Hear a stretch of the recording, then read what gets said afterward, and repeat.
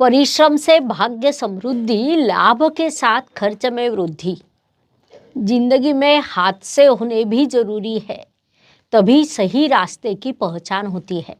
इस बात को मकर राशि के जातकों ने इस महीने मुख्य रूप से ध्यान में लेना चाहिए। अत्यंत परिश्रमी लोगों के राशि के रूप में मकर राशि की विशेष पहचान है। आप सदैव परिश्रम को प्राथमिकता देते हैं, वही आपने इस महीने करना चाहिए। नमस्कार, मैं एस्ट्रो गुरुमा डॉक्टर ज्योति जोशी आप सभी ज्योतिष प्रेमियों का हार्दिक स्वागत करती हूँ। हम फरवरी 2024 महीने के राशि भविष्य को समझ रहे हैं। उसमें आज हम मकर राशि के जातकों के लिए यह महीना कैसा रहेगा, इस पर विस्तार से वार्तालाप करेंगे। विभिन्न दृष्टिकोण से इस महीने के ग्रह स्थिति का हम शास्त्रोक्त विश्लेषण करने वाले हैं। साथ ही वीडियो के अंत में मैं आपको इस महीने करने वाले विशेष उपाय भी बताने वाली हूँ, इसीलिए वीडियो को अंत तक देखना न भूलें। एक और महत्वपूर्ण बात है, हम विभिन्न दृष्टियों से यह महीना आपके लिए कैसा रहेगा, यह सदैव बड़े विस्तार से बताते हैं। उस अनुसार इस महीने आपका अनुभव क्या रहा, ये आप हमें कमेंट द्वारा हम तक पहुंचा सकते हैं, ताकि हमारे इस मार्गदर्शन का आपको लाभ हो रहा है, यह बात हम तक पहुंच सके।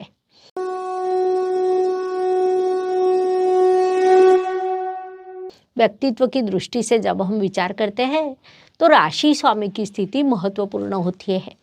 मकर राशि के स्वामी शनिदेव इस काल में धन स्थान में विराजमान है। 7.5 का आपके लिए अंतिम चरण शुरू है। स्वाभाविक रूप से इसमें आपके लिए धन प्राप्ति के योग निर्माण होंगे। कई बार हम बात करते हुए सरलता से बोल जाते हैं कि ग्रह शुभ या अशुभ, लेकिन सच कहा जाए तो कोई भी ग्रह केवल शुभ या केवल अशुभ कभी नहीं होता। तो ग्रह विशेष कारणों से शुभ फल देता है और उसी समय विशेष चीज़ों के लिए अशुभ फल भी देता है। 7.5 के इस अंतिम चरण में शनिदेव आपको जिम्मेदारियां पूरी करने के लिए बाध्य करेंगे। आप अपनी जिम्मेदारियां पूरी करेंगे, उसी के अनुसार वे आपको लाभ प्रदान करेंगे और उसी के अनुसार आपका व्यक्तित्व भी विकसित होगा। इसलिए इस काल का उपयोग करें। धन परिवार वाणी की दृष्टि से विचार करें तो मकर राशि के लिए यह महीना अत्यंत सकारात्मक कहा जा सकता है। धन प्राप्ति होना, धन की बचत होना, यह दोनों अलग चीज़ें हैं। इस महीने एक और आपको धन प्राप्त होगा और उसमें कुछ बचत भी होने वाली है।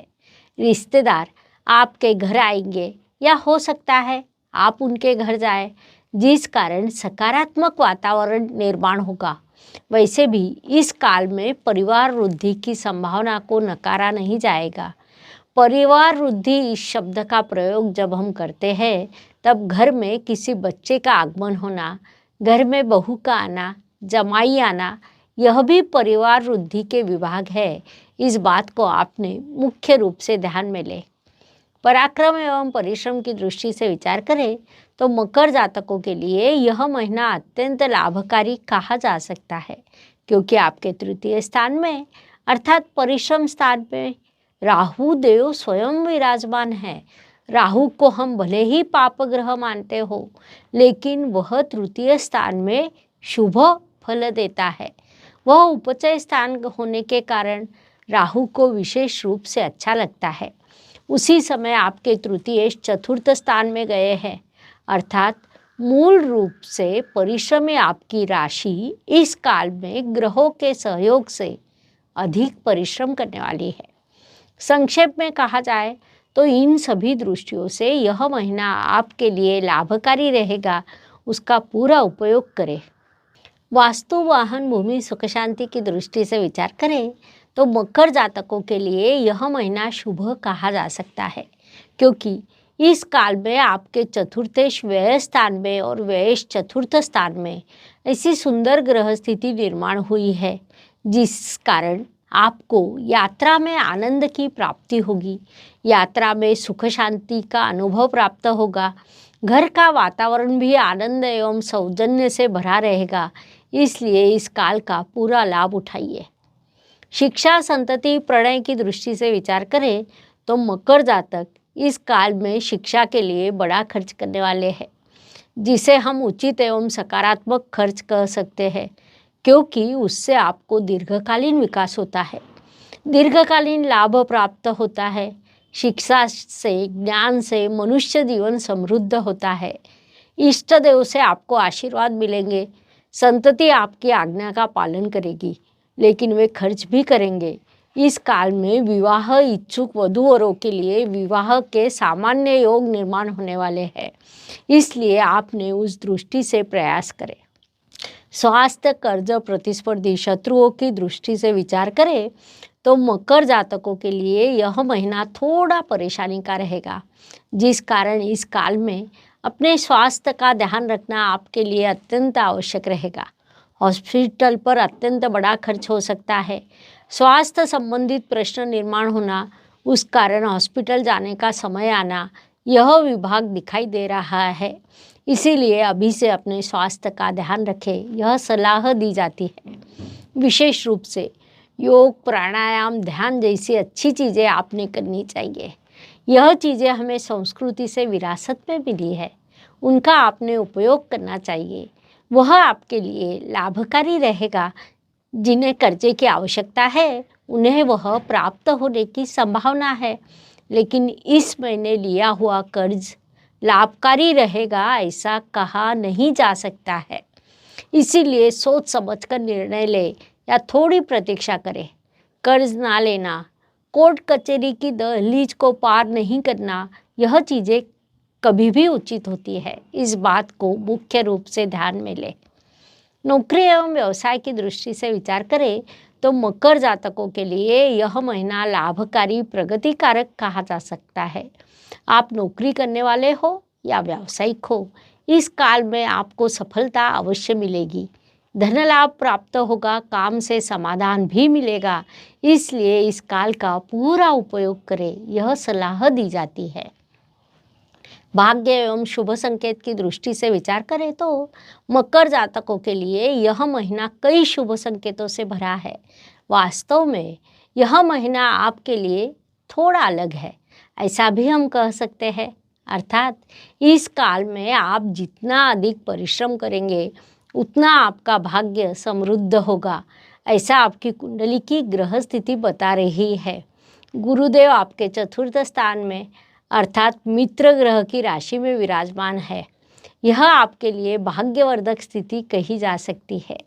धनेश धन स्थान में होना, इसे भी अत्यंत बड़ा शुभ संकेत कह सकते हैं।